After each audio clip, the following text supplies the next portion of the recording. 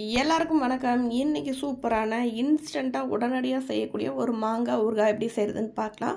அதுக்கு இந்த மாதிரி நீட்டமான மாங்காய், அதாவது கிளிமூக்கு மாங்காய்னு சொல்லுவாங்க. இந்த மாதிரி கிளிமூக்கு மாங்காய் தான் இந்த மாதிரி ஊறுகாய்க்குலாம் ரொம்பவே டேஸ்ட்டாக இருக்கும். ஸோ அதை நீங்கள் என்ன செய்யுங்க, இந்த மாதிரி குட்டி குட்டியாக நீங்கள் கட் பண்ணிக்கோங்க. இந்த கிளிமூக்கு மாங்காயிலையுமே சில மாங்காய் ரொம்பவே புளிப்பாக இருக்கும். புளிப்பு அதிகமாக இருக்கிறதுக்கு நீங்கள் காரம் கூட போடுற மாதிரி இருக்கும். மற்றபடி உங்களுக்கு நார்மலாக இனிப்பும் புளிப்புமா இருக்கிறதெல்லாம் நீங்கள் கம்மியான காரம்லேயே போட்டு கூட நீங்கள் சாப்பிட்லாம். இந்த மாதிரி சின்ன சின்ன பீசஸாக நீங்கள் கட் பண்ணி எடுத்து வச்சுக்கோங்க. மாங்காய் ஃபுல்லுமே நான் இன்றைக்கி 2 மாங்காயில் ஒரு மாங்காய் மட்டும் எடுத்து நான் இன்ஸ்டண்ட்டாக போடுற மாங்காய் ஊறுகாய் ஒரு மாங்காய் மட்டும் எடுத்துக்கிறேன். இந்த மாங்காய் ஊறுகாய் டக்குன்னு 5 நிமிஷத்துலேயே நீங்கள் செஞ்சிடலாம். இது ஊற வைக்கணும், அப்புறம் நல்ல நாள் ஆகணும் அப்படின்லாம் கிடையாது. இதை அப்போவே நீங்கள் செஞ்சு அப்போவே நீங்கள் சாப்பிட்லாம். இது சீக்கிரமாகவும் நீங்கள் காலி பண்ணிடணும், ரொம்ப நாள் இருக்காது. ஸோ நீங்கள் செஞ்சு வச்சுட்டு ஃப்ரிட்ஜில் வச்சு நீங்கள் ஸ்டோர் பண்ணிக்கிட்டீங்க அப்படின்னா தாராளமாக 10 நாள் வரைக்கும் நீங்கள் தாராளமாக யூஸ் பண்ணலாம். இப்போ இந்த கட் பண்ண மாங்காவெல்லாம் தனியாக ஒரு பவுலுக்கு மாற்றிக்கோங்க. மாற்றிட்டு இதுக்கு தேவையான உப்பு மிளகாத்தூள் மட்டும் நீங்கள் ஆட் பண்ணிக்கோங்க. உப்பு மிளகாத்தூள் ஆட் பண்ணிவிட்டு இந்த மாதிரி நல்லா குலுக்கி விட்டுருங்க. இந்த மாதிரி நல்லா குலுக்கி விட்டிங்கன்னா அந்த உப்பு மிளகாத்தூள் ஈவனாக எல்லா மாங்காய் துண்டத்துலேயும் நல்லாவே ஸ்ப்ரெட் ஆகும்.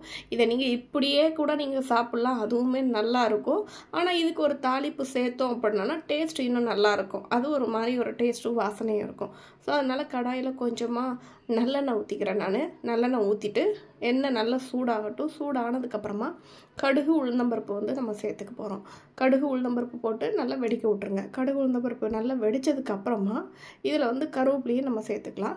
இதில் நான் வெந்தயம் அதெல்லாம் சேர்க்கலை. ஏன்னா அது வேணும்னா நீங்கள் வெந்தயம் பவுடர் இருந்துச்சு அப்படின்னா நீங்கள் போட்டுக்கலாம். முழு வெந்தயம் போட்டிங்கன்னா இது ஊறலை பார்த்தீங்களா. ஸோ அதனால் நடுவில் அந்த வெந்தயம் வாயில் கடிபடும்.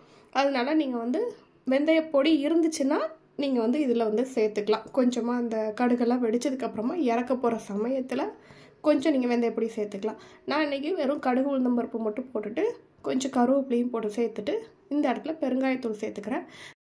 பெருங்காயத்தூள் சேர்த்துட்டு நீங்கள் ஸ்டவ்வை ஆஃப் பண்ணிடணும், இல்லைன்னா பெருங்காயத்தூள் டக்குன்னு கரிஞ்சிடும். அப்புறமா அந்த தாளிப்பை அப்படியே எடுத்து நம்ம கட் பண்ணி வச்சுருக்கிற அந்த உப்பு மிளகாத்தூள் போட்டு வச்சுருக்கோம் இல்லையா, அந்த மாங்காய் அதில் போட்டு இதை நல்லா குலுக்கி வச்சுருங்க. அவ்வளோதாங்க, இன்ஸ்டண்ட்டான சூப்பரான ஒரு மாங்காய் ஊறுகாய் ரெடி ஆயிடுச்சு.